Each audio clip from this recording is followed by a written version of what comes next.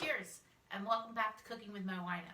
Busy afternoon in the kitchen. I've got 3 things going on. We're going to try to make 3 videos, so I'm probably going to go nuts going back and forth. But so officially, cheers. We have sous chef MoWino in the house.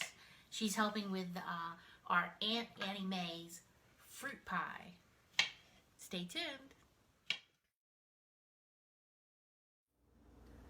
Cheers, and welcome back to Cooking with MoWino. Today's a very busy day in the kitchen, and I am jumping from side to side and all around my kitchen and have 3 MoWino recipes going.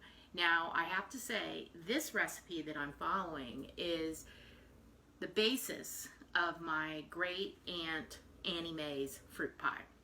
Now, when I found this in my grandmother's recipe box, I have to say I was a little hesitant to say, is this really going to work? But I remember my Aunt Annie Mae, and I was very young and she was very old, so I only met her a few times that I can remember.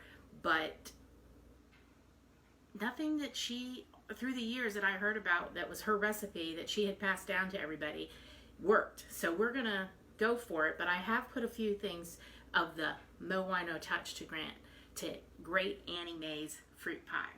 Now, you saw the ingredient board. Basically, I need 2 cups of sweetened fruit to put into her pie.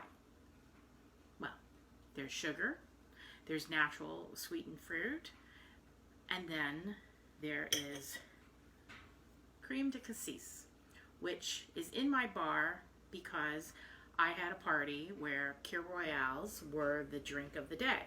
So this is left over from that party, and I figured, why not? This is a French liqueur that has the basis of berries, black currants, deep dark cherries, blackberries, blueberries. So that's what the essence of this is. So I have put in about 2 tablespoons into the fruit and let it sweeten naturally in a MoWino bath. And we're going to put that into my Great Aunt Annie Mae's pie. And the only other thing that I'm changing from her recipe is I'm adding cinnamon to the batter. So one of the things that was interesting to me that I had never seen before is you use a 9x9, I'm using glass dish, and then we're going to put an entire stick of butter into this pan. And when the oven heats up, I'm going to put this in here, let the butter melt into the pan from the oven, and then when I take it out, with oven mitts, because it'll be very hot, I'm going to pour my batter into the pie. Fingers crossed. Fingers crossed that this works out and we can all cheers to my Great Aunt Annie Mae. Cheers. Okay, so I have sifted our dry ingredients and I have added cinnamon like I mentioned earlier. Our fruit is bathing, and we're leaving that off to the side, and our butter is melting into its pan. Now this is the part of the recipe I wasn't sure about, so this is all test. I have 1 can of condensed sweetened milk, and I'm adding that to my dry ingredients, and then I am stirring it all together. Now this is the second time I've made this recipe, and I have to say the first time I was in my friend's house. I was out of town, not in my own kitchen, and I was in her kitchen using up some fruit that was going bad. Well, I left town, I got on a plane and came back home, and I never tasted the pie, so I don't even know if it worked. She said it was delicious, but I'm not sure she ate it either because she left town right after I did. So we are making this for authenticity purposes, to see if it is worthy, for 1, the cookbook, and 2, that I have transcribed Aunt Annie Mae's recipe perfectly. So I can already tell you that this is different batter than what I made when I was in Orlando, and I think the difference here might be that I sifted my dry ingredients. And when our butter comes out of the oven, we're going to pour this on top of the melted butter, and then we're going to pour our fruit, and then we're going to put it in the oven.